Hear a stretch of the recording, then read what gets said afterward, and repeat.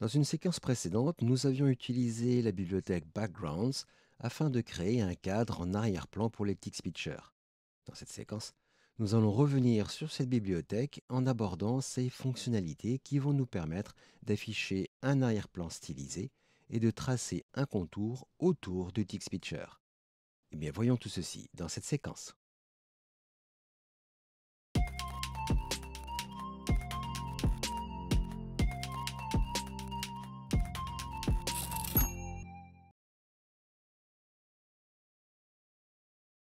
Pour utiliser la bibliothèque Backgrounds, il faut bien sûr la déclarer dans le préambule.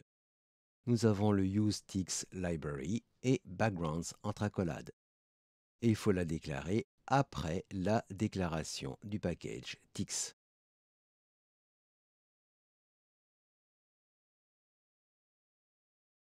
Nous allons commencer par utiliser notre bibliothèque backgrounds pour tracer un rectangle autour d'un Tix picture.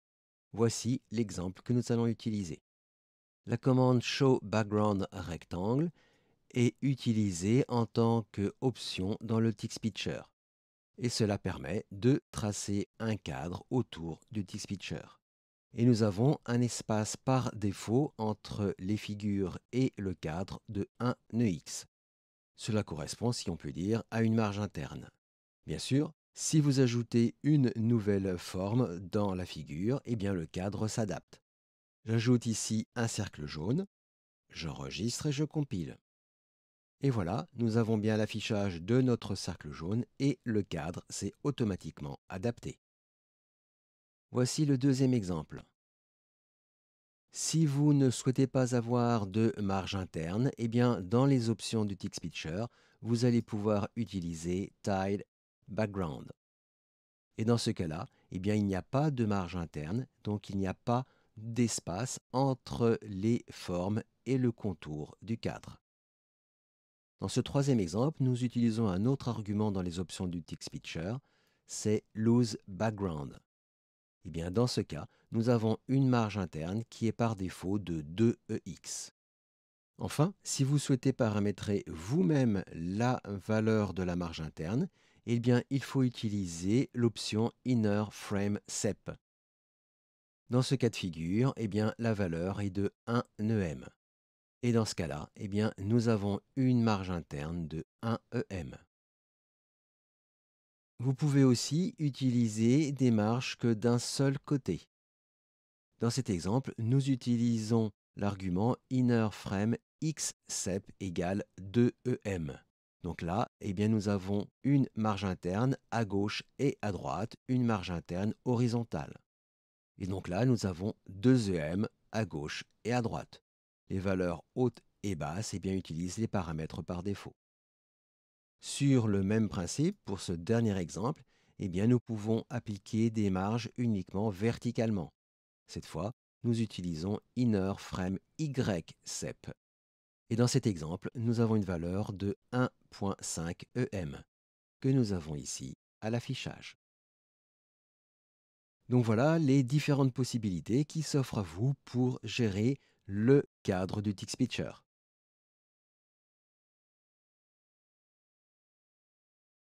La bibliothèque Backgrounds permet d'appliquer des mises en forme au cadre du Text Picture, avec une déclaration de style très classique. Voici le premier exemple que nous utilisons. Dans les options du Text Picture, nous avons toujours notre Show Background Rectangle. Et ici, nous utilisons Background Rectangle auquel nous appliquons un style, tout ce qu'il y a de plus classique. Et nous avons la définition du style entre accolades. Donc ici, nous avons un tracé de couleur bleue, une épaisseur importante, un arrière-plan jaune à 5% et des coins arrondis à 1 EM. Et nous avons en plus ici une marge interne de 1 EM. Et voici le résultat affiché. La bibliothèque Backgrounds permet aussi d'utiliser la syntaxe raccourcie framed que vous avez dans cet exemple. Donc l'exemple ici est tout à fait similaire au précédent, sauf qu'à la place d'utiliser Show Background Rectangle, eh bien nous pouvons utiliser Framed. Et dans ce cas, eh bien l'affichage est naturellement strictement identique.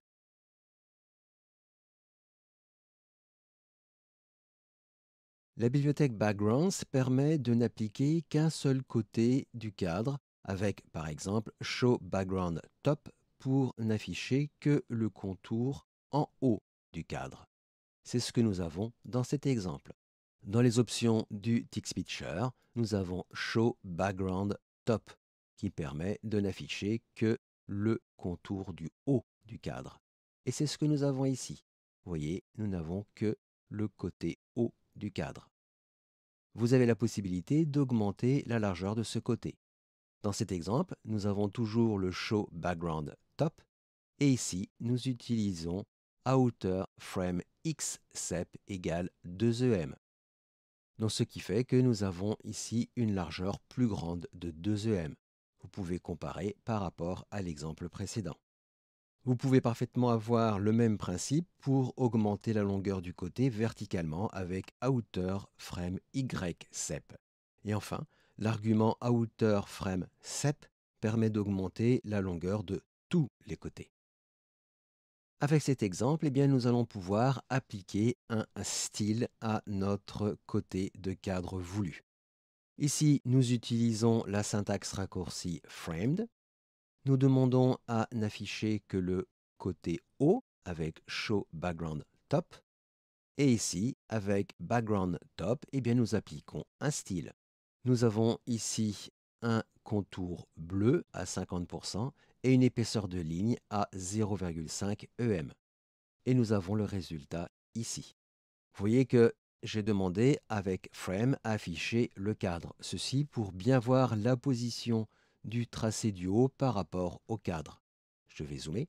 Et vous pouvez voir que le tracé du haut est centré par rapport au cadre. Dans cet autre exemple, eh bien, j'ai demandé à augmenter la largeur du côté haut du cadre. Nous avons toujours notre cadre affiché complètement avec Framed. Nous avons toujours le contour du haut affiché. Et ici, pour ce contour haut, avec Outer Frame X Sep à 2 EM, j'ai demandé à augmenter la largeur de ce côté. Et nous avons bien le résultat affiché ici. Et vous voyez bien l'augmentation par rapport au cadre du TextPicture.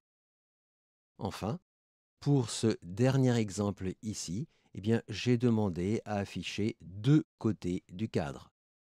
Nous avons ici le côté gauche qui est stylisé avec Show Background Left et Background Left sur lequel nous appliquons un style. Et nous avons le côté haut avec le même principe. Et nous avons deux styles différents. Et nous avons enfin ici eh bien, une augmentation de la taille des deux côtés de 1 EM. Et nous avons bien le résultat affiché avec deux côtés avec des styles différents et tous les deux sont augmentés en termes de taille de 1 EM. Donc voilà comment vous allez pouvoir gérer chaque côté du cadre du TextPicture.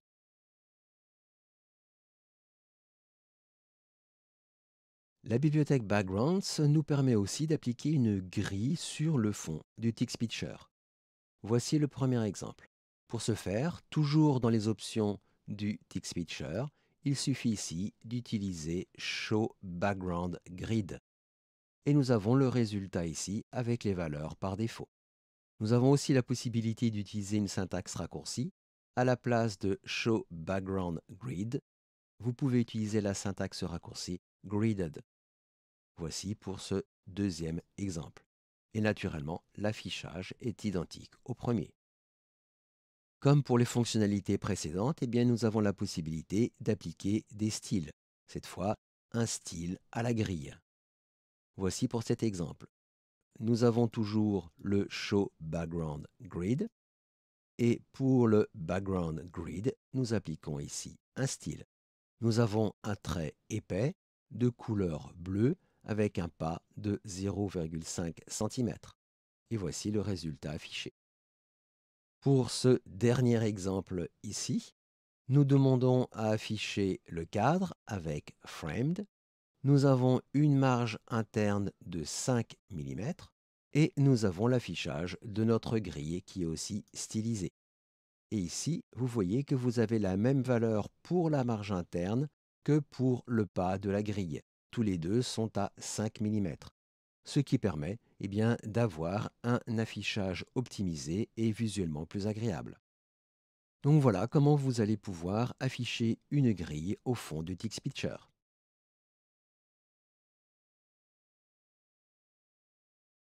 Lorsque vous avez des figures un petit peu plus complexes avec beaucoup de formes dessinées, il peut être intéressant de déterminer un arrière-plan avec une forme quelconque sur ce plan.